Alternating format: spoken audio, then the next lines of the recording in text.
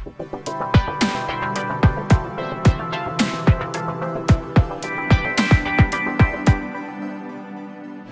मुरबाड राष्ट्रीय महामार्ग रस्त्यावरील वारे गावातून कशळे खांडस राज्यमार्ग रस्त्याला जोडणारा रस्ता जातो। या रस्त्यावर ताडवाडी गावातील कॉन्क्रीट रस्त्यापासून मोरेवाडी आणि पुढे खांडस राज्यमार्ग रस्ता असे त्या रस्त्याचे डांबरीकरण सार्वजनिक बांधकाम विभाग यांच्याकडून सुरू आहे।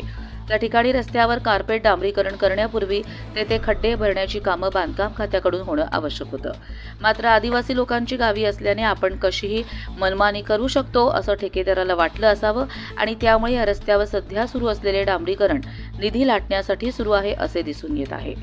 सार्वजनिक बांधकाम खात्याला याबाबत विचारले असता कार्पेट डांबरीकरण करण्याचे काम मंजूर असल्याची माहिती देण्यात आली। त्यामुळे कार्पेट डांबरीकरण होण्याआधी त्या रस्त्यावर खडीकरण करून त्यावर डांबर टाकणं आवश्यक होतं। मात्र बीबीएम डांबरीकरण न करता थेट कार्पेट टाकण्यात येत आहे। त्यामुळे रस्त्याच्या दर्जाचा प्रश्न निर्माण झालाय। स्थानिक पातळीवर संबंधित कामाचे ठेकेदार यांच्याकडून खड्डे भरण्याची कामं केली जात असल्याचं सांगितलं जात आहे। मात्र सार्वजनिक बांध खात्याच्या माहितीनुसार त्या ठिकाणी सध्या सुरू असलेले डांबरीकरण हे प्रत्यक्ष कार्पेट डांबरीकरण असल्याचे सांगण्यात येत आहे।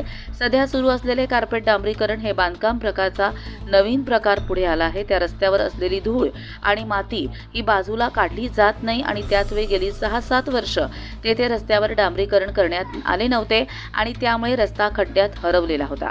अशा स्थितीत धूळ आणि माती असलेल्या रस्त्यावर कोणत्याही प्रकारची साफसफाई न करता कार्पेट डांबरीकरण करण्यात येते। त्याचा परिणाम एखादी लाकडी वस्तू हातात घेऊन जरी डांबरीकरण झालेल्या भागात डांबर बाजूला होतंय। त्यामुळे शासनाने दिलेला निधी ठेकेदाराच्या फायद्यासाठी दिला होता का असा सवाल उपस्थित होत आहे। त्यात अशा प्रकारे रस्ता केला तर पावसाळा सुरू होण्याआधी रस्त्यावर डांबर दिसणार नाही। त्या भागातून रात्रीच्या वेळी अवजड वाहनांची वर्दळ सुरू असते आणि त्यामुळे रस्त्यावरील डांबरीकरण हे औटघटकेचे ठरणार आहे। कर्जत लाईव्हसाठी रामदास माळी, कशळे।